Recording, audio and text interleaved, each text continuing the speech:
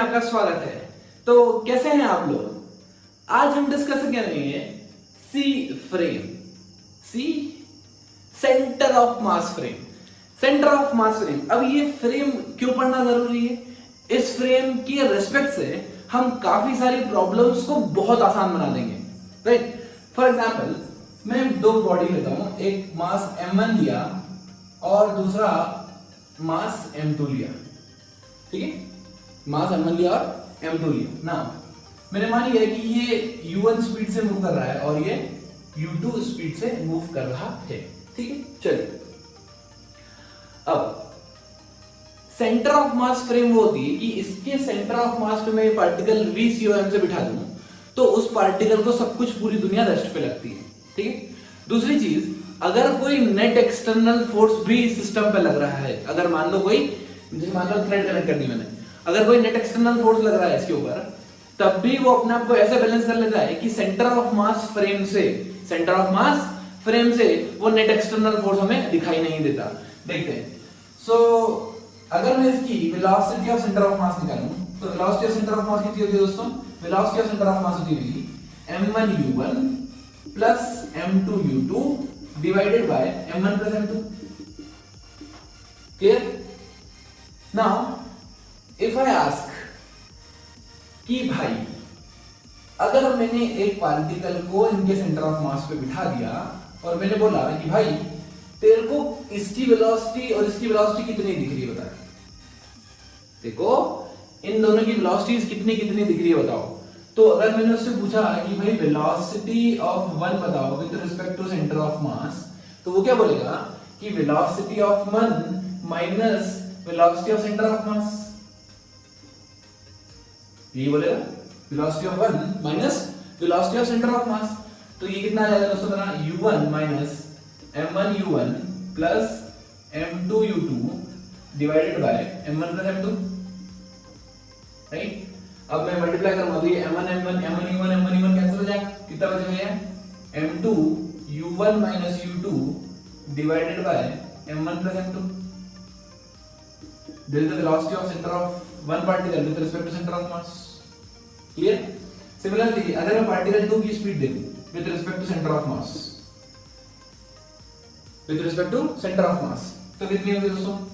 Velocity of 2 with respect to center of mass will be u2 minus m1u1 plus m2u2 divided by m1 plus m2, right? अब इस case में m2u2 cancel हो जाएगा, क्या बचेगा हमारे पास? m1u2 minus u1 divided by m1 plus m2। This is the velocity of centre of mass. अब दोस्तों देखिए इंपॉर्टेंट चीज, यहां पर ये है velocity of one with respect to centre of mass और ये है velocity of two with respect to centre of mass. मैं दोनों को डिवाइड कर देता हूं, तो मैं डिवाइड करने के बाद मेरा जो रिजल्ट आता है वो आता है velocity of one with respect to centre of mass divided by velocity of two with respect to centre of mass is equals to, ये सब कैंसिल हो जाएगा, ये u2 माइनस u1 इसको माइनस कर दो तो ये जाएगा minus m2 upon m1, right? अब मैं इसको इधर लेके जाता हूं तो कितना हो जाएगा? m1 into v1 with respect to center of mass is equals to minus m2 into v2 with respect to center of mass। दोस्तों ये क्या है?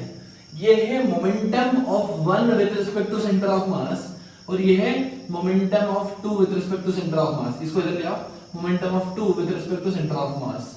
क्या ये सम जीरो आ रहा है दोनों? इसका मतलब ये फ्रेम इतनी शानदार फ्रेम है कि यहां पर टोटल मोमेंटम पूरे सिस्टम का सेंटर ऑफ मास के रेस्पेक्ट से जीरो आता है। और अगर मोमेंटम जीरो आ गया पूरे सिस्टम का, इसका मतलब कोई एक्सटर्नल फोर्स नहीं लग रहा होगा इसके रेस्पेक्ट से। क्या चीज क्लियर है आपको? Momentum of all the particles with respect to centre of mass यहां पर हो जाएगा जीरो। क्लियर दोस्तों? अब हम पढ़ेंगे एनर्जी रिलेशन, किसमें? सेंटर ऑफ मास फ्रेम में और ग्राउंड फ्रेम में। हम वही सिचुएशन लेते हैं, मेरा particle m1 moving with speed u1, particle m2 moving with speed u2। Clear? Now kinetic energy with respect to ground, kinetic energy of the system, पूरा system की मतलब m1u1 square plus m2 square with respect to ground is equals to kinetic energy of system with respect to center of mass बराबर नहीं होता। ये होता है kinetic energy of system with respect to ground equals to kinetic energy of system with respect to center of mass plus half into total mass into VCOM square। ये बहुत important relation है दोस्तों, आपको पता होना चाहिए कि kinetic energy centre of mass frame में अलग होती है और ग्राउंड फ्रेम में अलग होती है, लेकिन दोनों में रिलेशन क्या है? Kinetic energy in of system in ground frame equals to kinetic energy of system in centre of mass frame plus half into total mass into velocity of centre of mass का whole square. ठीक है, इसको proof करते हैं, छोटा सा proof है। मुझे पता है कि the velocity of particle with respect to centre of mass कितनी होती है दोस्तों? Velocity of particle minus velocity of centre of mass. Clear? मतलब ये वेलोसिटी ऑफ पार्टिकल किस फ्रेम में दोस्तों? Velocity of particle ground frame में है, और ये velocity of centre of mass किस फ्रेम में? ये भी ग्राउंड फ्रेम में, कुछ नहीं लिखा हो मतलब ग्राउंड फ्रेम।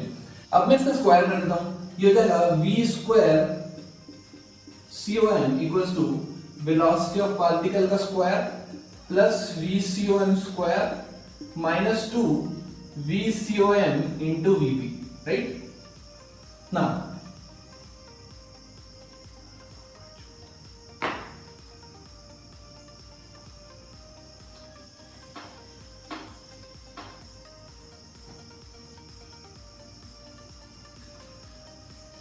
तो क्या हम इसको ऐसे लिख सकते हैं? Velocity of particle is equals to velocity of particle with respect to centre of mass plus velocity of centre of mass. Clear? मैं इसको इधर लिख गया, अब मैं इसको स्क्वायर कर रहा हूं। So v square p equals to vp with respect to centre of mass the whole square plus v centre of mass with respect to ground का whole square plus 2 vp with respect to centre of mass into VCOM। Correct? अब मैं क्या कर रहा हूं? मास का multiply करता हूं समेशन, मतलब sum of all the masses divided by 2 का मल्टीप्लाई कर रहा हूं सब में, तो ये हो जाएगा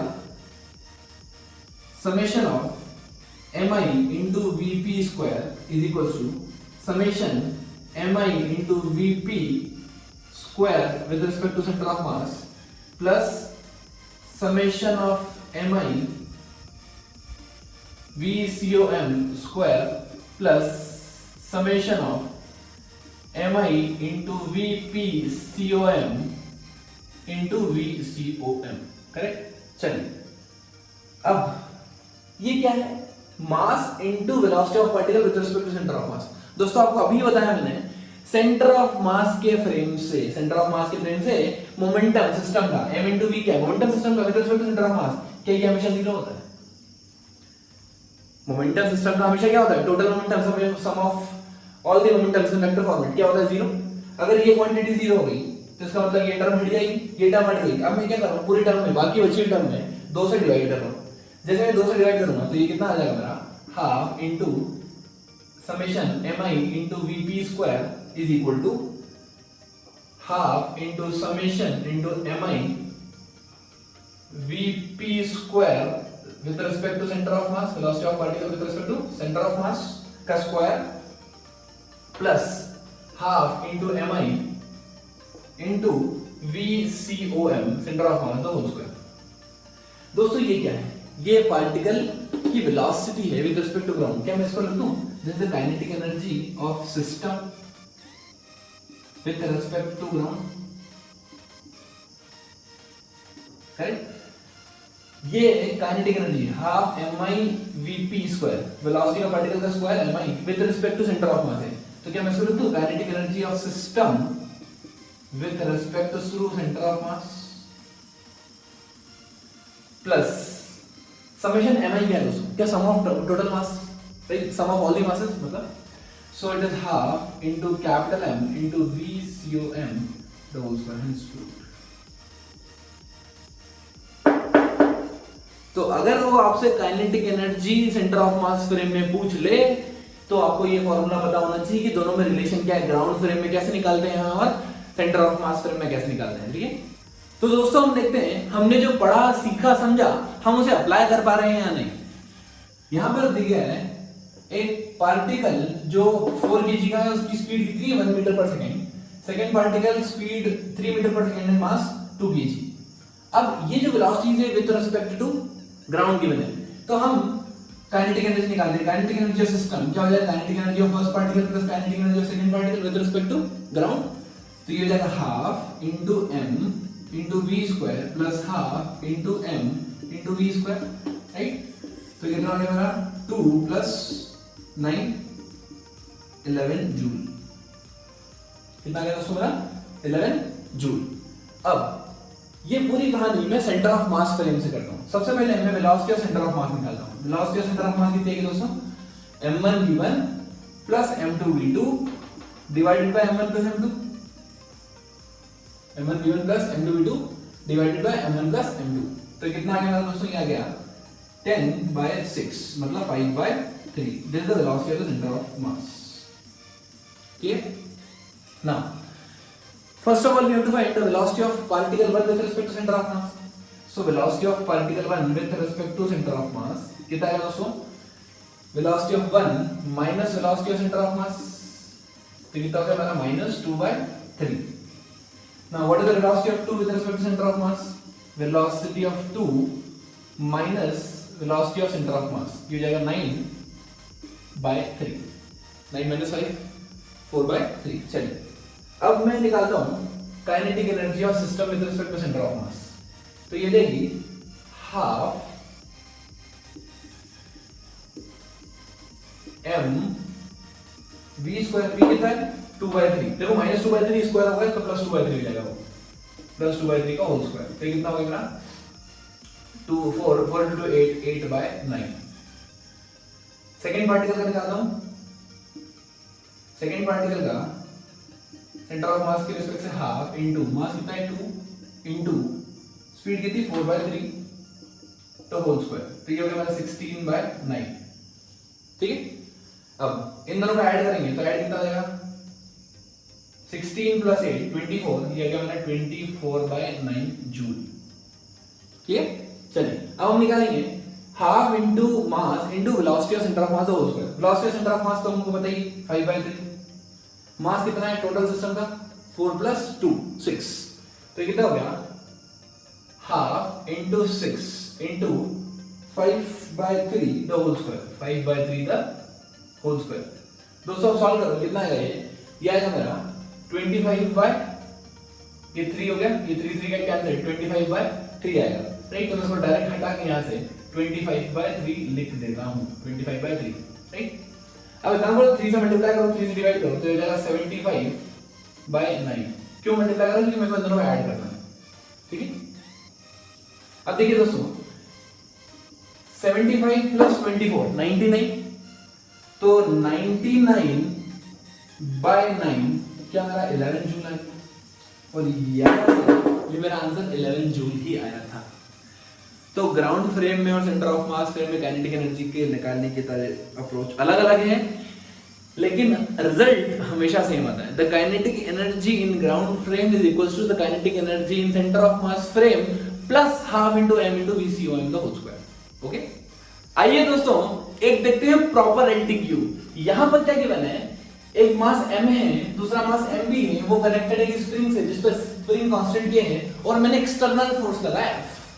वो पूछ रहे हैं find the maximum elongation in the spring. दोस्तों ये प्रॉपर LTQ मैंने इसलिए बोला, यहाँ पे मैं आपको दो चीजें सिखाऊंगा। एक चीज ये सिखाऊंगा कि अगर आप सेंटर ऑफ मास पर बैठकर सिस्टम को एनालाइज करते हो तो आपको कोई भी एक्सटर्नल फोर्स लगता हुआ नहीं दिखता, कोई भी एक्सटर्नल फोर्स लगता हुआ नहीं दिखता। नोट कर लो दोस्तों, कोई भी एक्सटर्नल फोर्स लगता हुआ नहीं दिखता। दूसरी चीज, इलॉन्गेशन को निकालने का सिंपल तरीका बताऊं, इलॉन्गेशन कैसे निकल जाएगा। इधर देखो, हम क्या करते हैं, सबसे पहले इसको सिस्टम कंसीडर कर लेते हैं। क्या मान लेते हैं इसको सिस्टम, मतलब स्प्रिंग इंटरनल फोर्स बन गया। अगर मेरे को एक्सेलरेशन ऑफ सेंटर ऑफ मास निकालना है दोस्तों, तो क्या हो जाएगा net external force divided by total mass of the system ma + mp। ये आ गया हमारा acceleration of centre of mass F/ma + mb। ठीक है, चलिए अब मैं क्या करता हूं, मैं बैठ जाता हूं सेंटर ऑफ मास के ऊपर। अगर मैं सेंटर ऑफ मास के ऊपर बैठ गया तो आपके रेस्पेक्ट से मैं एक्सेलरेट करूंगा इस एक्सेलरेशन से, राइट, लेकिन मेरे रेस्पेक्ट से मैं एक्सेलरेट नहीं करूंगा। अगर मैं नॉन इनर्शियल फ्रेम में बैठा हूं तो क्या मुझे सूडो फोर्सेस लेने पड़ेंगे, राइट। सो मैं यहां पे सूडो फोर्सेस लेता हूं दोनों बॉडीज में। ये बॉडी मैंने बनाई ma, ये बॉडी मैंने बनाई एम बी, ठीक है ना। इसके ऊपर सूडो फोर्स कैसे लेते हैं, mass of the individual body into acceleration of the system, और डायरेक्शन हमेशा मोशन के ऑपोजिट। अगर एक्सेलरेशन इधर है तो सूडो फोर्स पीछे लगेगा।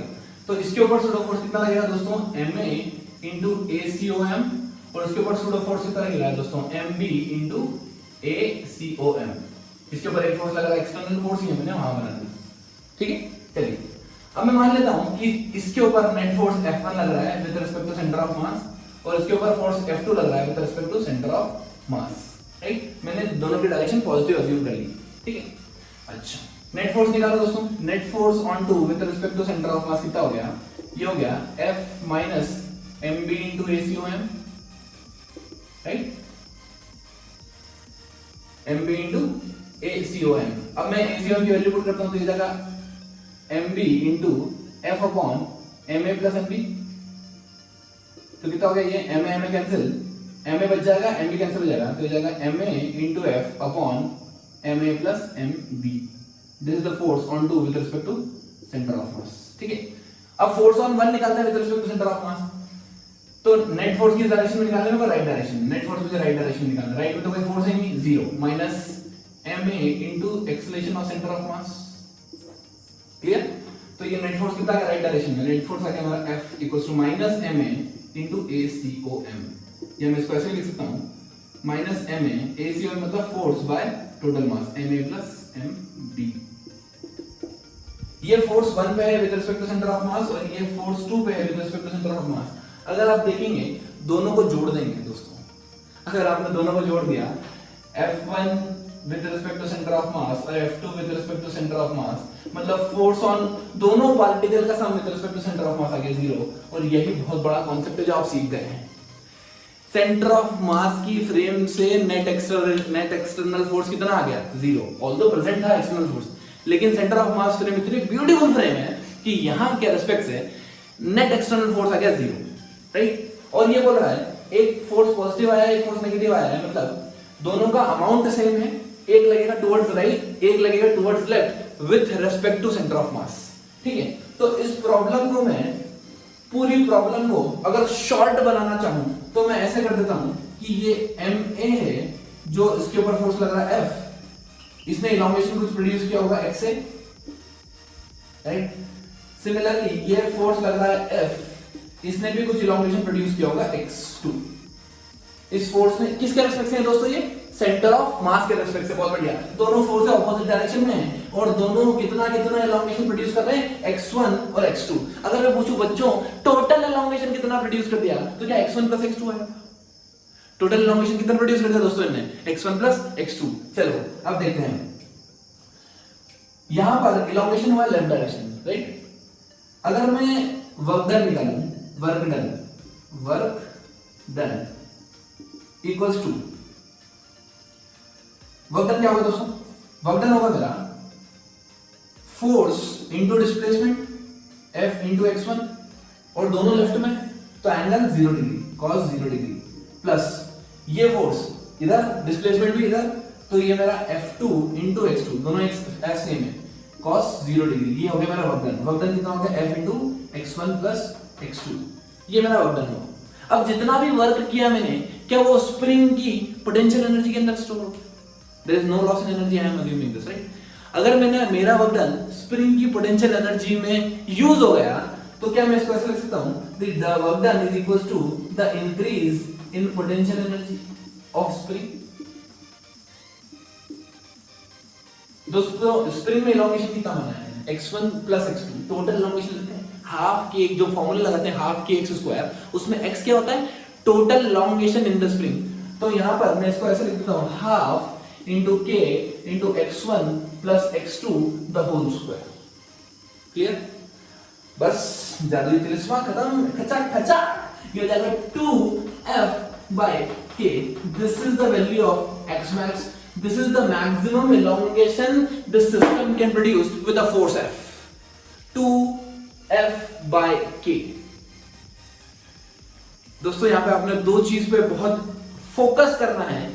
एक्सेलरेशन सेंटर ऑफ मास के रिस्पेक्ट से निकाला मैंने, तो नेट फोर्स पूरे सिस्टम पे जीरो आया है, और पूरे सिस्टम पे नेट फोर्स जीरो आने के बाद मैंने वर्क डन निकाला, वर्क डन से एनर्जी कंजर्वेट करके, एनर्जी से इक्वेट करके work done by on the system is equals to energy stored in the spring करके मैंने इलॉन्गेशन निकाल लिया। आई होप आपको पसंद आया हो। प्लीज गाइस लाइक करो, सब्सक्राइब करो और कमेंट करके बताओ। तो आइए दोस्तों देखते हैं एक एलटीक्यू। यहां में गिवन है एक ब्लॉक है जिसका मास 2 kg है और स्पीड 5 मीटर पर सेकेंड है, और एक वेज है जिसका शेप कुछ ऐसा है, राइट। ये वर्टिकली इनफाइनाइट है, ठीक है, मान लीजिए काफी लंबा है, और जिसका इनफाइनाइटली काफी लंबा है, इसके वेट 3 kg है, ठीक है। You have to find the maximum height attained by the block। जब ये ब्लॉक इसके ऊपर चलना स्टार्ट होगा तो ये मैक्सिमम कितनी हाइट अटेन कर सकता है, ठीक है। चलिए अब इस प्रॉब्लम को हम दो तरीके से सॉल्व करेंगे। पहला हम सॉल्व करेंगे इसको नॉर्मल अप्रोच से, दूसरा हम इसको आसान बनाएंगे सेंटर ऑफ मास की अप्रोच से, ठीक है। चलिए नाउ ये पार्टिकल ऐसा ऊपर जाएगा, जब ये यहां से ऊपर जा रहा होगा तो कुछ ऐसा एक्सर्ट करेगा फोर्स, राइट। उसके कारण ये जो नीचे वाला सिस्टम है ये भी मूव करने लग जाएगा, ठीक है। मूव यहां से यहां तक तो नीचे वाला सिस्टम मूव नहीं कर रहा, लेकिन जैसे ऊपर चढ़ेगा ये तो ये मूव करना स्टार्ट कर देगा, ठीक है। अब ये ब्लॉक ऊपर चढ़ेगा, एक मैक्सिमम हाइट अटेन करने के बाद इसकी जो वाई डायरेक्शन में वेलोसिटी, ऊपर की वेलोसिटी, वो क्या हो जाती है, जीरो। कोई भी पार्टिकल अगर ऊपर जा रहा है मैक्सिमम हाइट अटेन करने के बाद उसकी वेलोसिटी कितनी हो जाती है दोस्तों, जीरो हो जाती है। अगर वेलोसिटी इसकी वाई डायरेक्शन में जीरो है, इसका मतलब अब ये सिर्फ हमेशा इसके चिपक के रहेगा इस पॉइंट में। मैं मान लेता हूं कि ये दोनों मिलके चल रहे होंगे किसी v स्पीड से इस इंस्टेंट में, किस इंस्टेंट में, इस इंस्टेंट में ये दोनों v स्पीड से मिलके चल रहे होंगे, ठीक है। दोनों एक्सेलरेशन में से मूव कर रहे हैं। चलिए now for finding this v can I use momentum conservation. y direction में लगा सकता हूं, नहीं, y डायरेक्शन में ग्रेविटी लग रही है, x डायरेक्शन में मोमेंटम कंजर्वेशन लगा सकता हूं। तो I can write initial momentum and acceleration equals to final momentum and acceleration. Initial momentum कितना हो जाएगा दोस्तों, 5 into 2। Final momentum 3 kg plus 2 kg, राइट, दैट इज 5v। कितना आ गया हमारा, 2 मीटर पर second. This is the velocity, common velocity, right. Now अब मैं लगाता हूं एनर्जी कंजर्वेशन। क्या इनिशियल एनर्जी इसके पास है, फाइनली ये भी मूव कर रहा है, ये भी मूव कर रहा है, ग्राउंड के रिस्पेक्ट दोनों मूव कर रहे हैं एक्स डायरेक्शन में, ये भी मूव कर रहा है, ये भी मूव कर रहा है, प्लस ये कोई हाइट अटेन कर लिया। मैं मान लेता हूं कि ये हाइट जो अटेन किया है वो h, ठीक। चलिए तो initial kinetic energy is equals to final kinetic energy of this plus potential energy. तो एनर्जी लिखते हैं kinetic energy half m v square equals to, इन दोनों काइनेटिक एनर्जी कॉमन लिख दो, half into 3 + 2 5 into v square, right, plus mgh। कौन block potential energy gain कर रहा है, सिर्फ ये वाला block 2 kg block, right. So mgh कितना हो गया, 25 minus 10 by 20। मेरा आंसर आ गया 15 by 20, 3/4 मीटर, करेक्ट, 3/4 मीटर। अब दोस्तों इसको दूसरी अप्रोच से करते हैं, मेथड 2, राइट, सेंटर ऑफ मास की अप्रोच से करते हैं। जब मैं सेंटर ऑफ मास पे बैठ जाता हूं, जब मैं सेंटर ऑफ मास पे बैठ जाता हूं तो क्या फाइनली मेरे को सिस्टम रेस्ट पे दिखता है, फाइनली मेरे को सिस्टम रेस्ट पे दिखता है। तो जब रेस्ट पे दिखेगा तो क्या ये पार्टिकल सिर्फ ऊपर चढ़ रहा होगा बस, जब मुझे रेस्ट पे दिखेगा तो ये पार्टिकल सिर्फ और सिर्फ ऊपर चढ़ रहा होगा बस, राइट। चलिए सबसे पहले मैं निकालता हूं velocity of centre of mass. Velocity of centre of मास निकालेंगे m1v1 plus m2v2 divided by m1 plus m2। तो velocity of centre of mass ये तो रेस्ट पे 3 kg, 5 into 10 बाय 5 मेरा आ गया 2 मीटर पर second. This is the velocity of centre of mass, ठीक है। अब मैं निकालता हूं velocity of first particle with respect to centre of mass. Velocity of first particle कितनी है, velocity of 1 minus velocity of centre of mass. So ये आएगी 5 - 2 दैट इज 3 मीटर पर second. What is velocity of 2 with respect to centre of mass, ये हो जाएगी 5 minus velocity of 2 that is 0, initially ये 0 है, minus velocity of centre of mass तो ये होगी -2 मीटर पर सेकंड, करेक्ट, इनिशियली।